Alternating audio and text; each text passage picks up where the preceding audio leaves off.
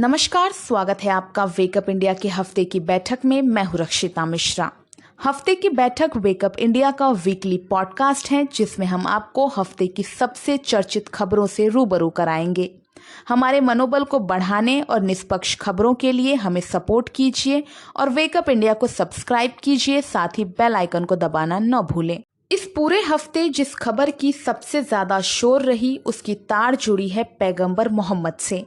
देश की ruling party Bharatiya Janata party के नेशनल स्पोक पर्सन हर दूसरे दिन कुछ चुनिंदा न्यूज चैनल्स के डिबेट्स में भाग लेते रहते हैं, जहां कई बार दो समुदाय के डिबेट्स के दौरान एक दूसरे के धर्मों को लेकर आपत्तिजनक टिप्पणियां होती रहती हैं। भारत एक धर्मनिरपेक्ष देश है जहां किसी भी धर्म को लेकर दिए गए अपमानजनक टिप्पणियों के खिलाफ सरकार को एक्शन लेनी चाहिए थी, लेकिन ऐसा नहीं हुआ, बल्कि भाजपा के कई नेताओं द्वारा दिए गए हेट स्पीच के कारण देश में कई जगह दंगे, फसाद और प्रदर्शन देखने को मिले हैं। पर कभी भी इन नेताओं के खिलाफ कोई एक्शन नहीं लिया गया और यही चीज भाजपा की सबसे बड़ी गलती साबित हुई है।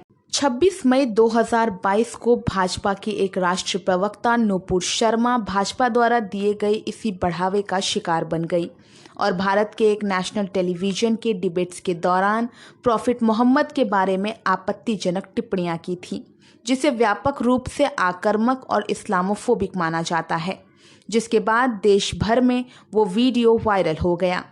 भले ही न्यूज़ चैनल ने उस वीडियो को अपने चैनल से डिलीट कर दिया था, पर तब तक देश के कई जगहों पर नूपुर शर्मा द्वारा दिए गए आपत्तिजनक टिप्पणी पर विरोध प्रदर्शन शुरू हो चुके थे। महाराष्ट्र में नूपुर शर्मा के खिलाफ कई एफआईआर भी दर्ज हुए थे, पर सरकार ने ना तो उन प्रदर्शनकारियों की सुनी और ना ही उन एफआईआर पर कोई एक्शन लिया। नूपुर शर्मा के उस कमेंट के बाद भारतीय जनता पार्टी के दिल्ली इकाई के मीडिया प्रवक्ता नवीन जिंदल को भी बढ़ावा मिला। उन्होंने भी अपने ट्विटर हैंडल से प्रॉफिट मोहम्मद के बारे में अभद्र टिप्पणियां कर डाली, जिसके बाद बीजेपी के कई नेताओं ने नवीन जिंदल के उस ट्वीट को अपने ट्विटर पर रीट्वीट किया। पर अब तक भाजपा द्वारा ना तो नूपुर शर्मा पर कोई एक्शन लिया गया और ना ही नवीन जिंदल पर इस बार ये टिप्पणी केवल भारत तक ही सीमित नहीं रही, बल्कि खाड़ी देशों ने भी नूपुर शर्मा के इस बयान पर नाराजगी जताई। 5 जून 2022 को गल्फ नेशन ने इंडियन एम्बेसडर को अपने ऑफिस में बुलाया और भारतीय जनता पार्टी के दो प्रवक्ता नूपुर शर्मा और नवीन जिंदल द्वारा दिए गए प्रॉफिट मोहम्मद के खिलाफ अपमानजनक टिप्पणी पर नाराजगी जताते हुए उन्हें फटकार लगाई। उसके बाद 6 जून 2022 को कतर, ईरान, कुवैत और सऊदी अरेबिया की सरकारों ने नूपुर शर्मा की टिप्पणियों की निंदा करते हुए कड़े शब्दों में बयान जारी किया। कुवैत के विदेश मंत्री ने 5 जून को भारत सरकार से दुनिया भर के सभी मुसलमानों से सार्वजनिक रूप से माफी मांगने के लिए कहा।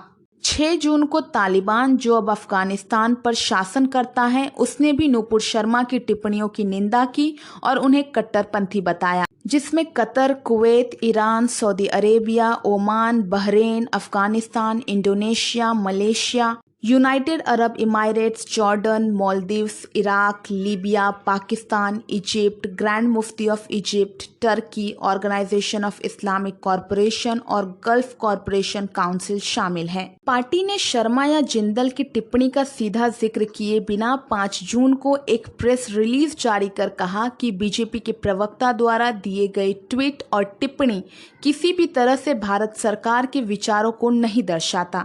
ये फ्रिंज एलिमेंट्स के उर्फ शरारती तत्वों के विचार हैं। आगे उन्होंने कहा कि हमारी सभ्यता की विरासत और विविधता में एकता की मजबूत सांस्कृतिक परंपराओं के अनुरूप भारत सरकार सभी धर्मों को सर्वोच्च सम्मान देती है।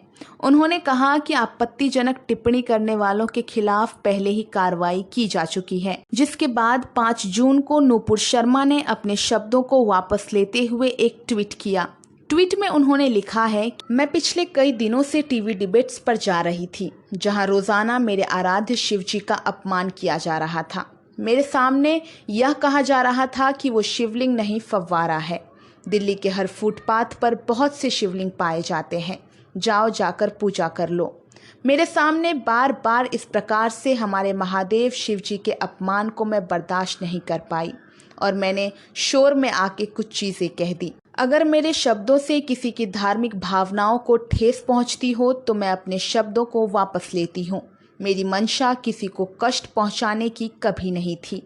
कई खाड़ी देशों में ट्विटर और फेसबुक पर हैशटैग बॉयकॉट इंडियन प्रोडक्ट्स और hashtag stop insulting prophet Mohammad trend कर रहे हैं। बॉयकॉट मोदी के लिए एक बहुत बड़ा सिरदर्द बन गया है, जिन्होंने पिछले 8 वर्षों में मध्य पूर्व के देशों के साथ निवेश आकर्षित करने और भारतीय अनाज, कपड़े और मशीनरी के बिजनेस के लिए अच्छे संबंध बनाए हैं।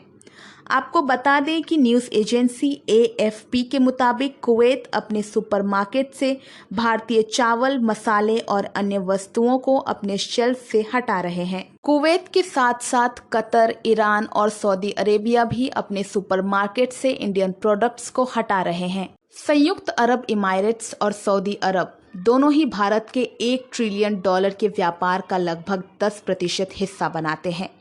लाखों भारतीय श्रमिक मध्य पूर्व की अर्थव्यवस्था को भी मजबूत करते हैं और अकेले 6 खाड़ी देशों में दक्षिण एशियाई राष्ट्र में आधे से ज्यादा वर्कर्स रेमिटेंस हैं। इंडियन एक्सप्रेस ने पीयूष गोयल के हवाले से कहा है कि खाड़ी देशों में रहने वाले सभी भारतीय सुरक्षित हैं और उन्हें चिंता करने की जरूरत नहीं है। इन सभी देशों के साथ हमारे संबंध अच्छे हैं और आगे भी अच्छे रहेंगे। खाड़ी देशों की नाराजगी को भारत कम करने की कोशिश कर रहा है, साथ ही समझौते पर बातचीत जारी है। इसी बीच 2 दिन पहले शुक्रवार को जुम्मे की नमाज के बाद दिल्ली, कोलकाता, प्रयागराज, सहारनपुर, जम्मू समेत कई जगहों पर प्रदर्शन हुए। यूपी के प्रयागराज में भड़की भीड़ ने पत्थरबाजी की। पुलिस और प्रदर्शनकारियों के बीच झड़प हुई। हालांकि पुलिस ने दावा किया है कि कुछ देर में हालात काबू कर लिए गए। जगह जगह नमाज के बाद नूपुर शर्मा के लिए मौत की सजा और गिरफ्तार करने की मांग करते हुए नारेबाजी की गई। आपको बता दें कि दिल्ली पुलिस ने 2 FIR दर्ज की है, एक भाजपा की पूर्व प्रवक्ता नूपुर शर्मा के खिलाफ और दूसरी AIMIM के प्रमुख असदुद्दीन ओवैसी और विवादास्पद पुजारी यति नरसिम्हानंद सहित 31 लोगों के खिलाफ। लेकिन अब तक ना तो किसी के खिलाफ एक्शन लिया गया है और ना ही किसी को भी गिरफ्तार किया गया है।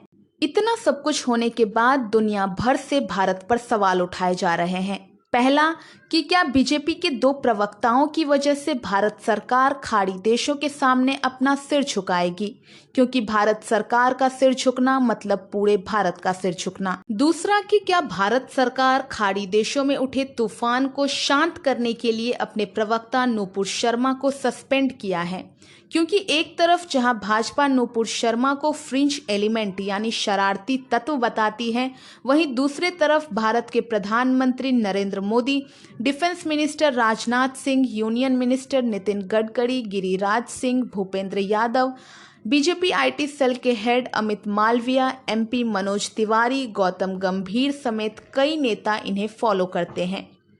तो क्या हमारे देश के दिग्गज नेता एक फ्रिंज एलिमेंट को फॉलो कर रहे हैं? इन चीजों से अंदाजा लगाया जा रहा है कि माहौल शांत होने के बाद नूपुर शर्मा एक बार फिर से पार्टी को ज्वाइन कर सकती हैं।